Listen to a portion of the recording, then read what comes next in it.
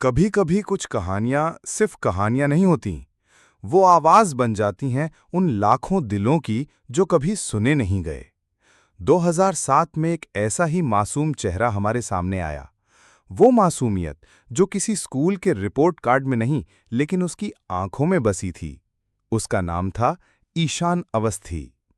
पर ईशान कोई काल्पनिक पात्र नहीं था। वो हर उस बच्चे की छवि थी जो पढ़ाई के ढांचे में फिट नहीं बैठा। हर उस आत्मा की परछाई था जिसे समाज ने निकम्मा कहा, लेकिन असल में वो एक चमकता सितारा था, एक तारा जमीन पर।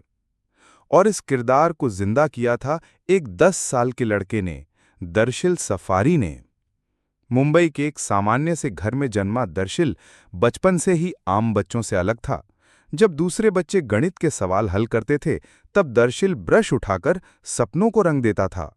जब बाकी बच्चे कविता रटते थे, तब वो आईने में खुद से बात करता था। उसे किताबें नहीं बुलाती थीं, लेकिन कहानियां उसके जहन में खुद चलती थीं।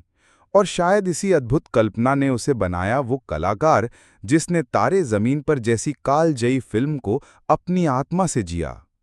ईशान अवस्थी, वो बच्चा जो डिस्लेक्सिया से जूझ रहा होता है। वो शब्दों को उल्टा देखता है, अक्षरों से डरता है, लेकिन रंगों से बात करता है। उसके लिए ए से एप्पल नहीं, ए से आसमान होता है। वो उस दुनिया में रहता है जहां पानी उड़ सकता है और बादल जमीन पर उतर सकते हैं। लेकिन दुनिया को उसका ये देखना गलती लगती है। स्कूल में उसे ताने मिलते हैं, घर में डांट और समाज से तिरस्कार। यहां तक कि उसके अपने माता पिता भी उसे बिगड़ा हुआ मानकर बोर्डिंग स्कूल भेज देते हैं। और वहीं से शुरू होती है एक बच्चे के टूटने की कहानी। वो जो मुस्कुराता था, अब धीरे धीरे चुप हो जाता है। जिसने दीवारों पर सपने बनाए थे, अब वो ब्लैकबोर्ड से डरने लगता है। फिर आता है उसके जीवन में एक किरदार, राम शंकर निकुंब, जो कहता है हर बच्चा खास होता है। वहीं से ईशान का जीवन बदलता है। निकुंब सर ना सिर्फ उसके डिस्लेक्सिया को समझते हैं, बल्कि पहली बार उसे सुनते हैं। उसे ये एहसास कराते हैं कि वो कमजोर नहीं, बस अलग है। और यही अलगपन उसकी सबसे बड़ी ताकत है।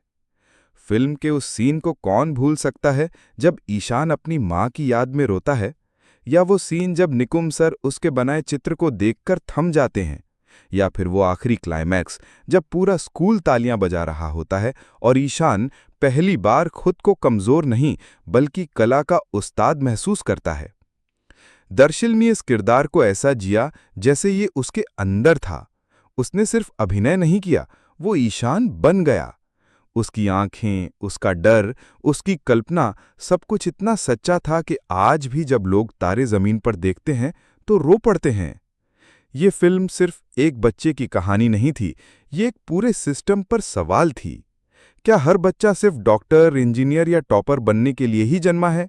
क्या रंग, कला, म्यूजिक, कल्पना कोई करियर नहीं हो सकते? तारे जमीन पर ने ये बताया कि अगर कोई समझे, कोई साथ दे, तो वो बच्चा जो स्कूल में जीरो था, जिंदगी में हीरो बन सकता है। और इसी फिल्म ने दर्शिल सफारी को भारत के सबसे कम उम्र के और सबसे गहरे कलाकारों में शामिल कर दिया। आज दर्शिल बड़ा हो चुका है, लेकिन वो ईशान अब भी हमारे दिलों में जिंदा है। वो हमें आज भी सिखाता है कि बच्चों को समझो, टोको नहीं, उनकी उड़ान को काटो मत, उन्हें आसमान दिखाओ। क्योंकि हर बच्चा तारा नहीं, एक पूरा आकाश होता है जो बस थोड़ी सी रोशनी का इंतजार करता है। अगर हमारी मेहनत जरा सी भी पसंद आई हो तो वीडियो को लाइक करके चैनल को सब्सक्राइब जरूर करें। धन्यवाद।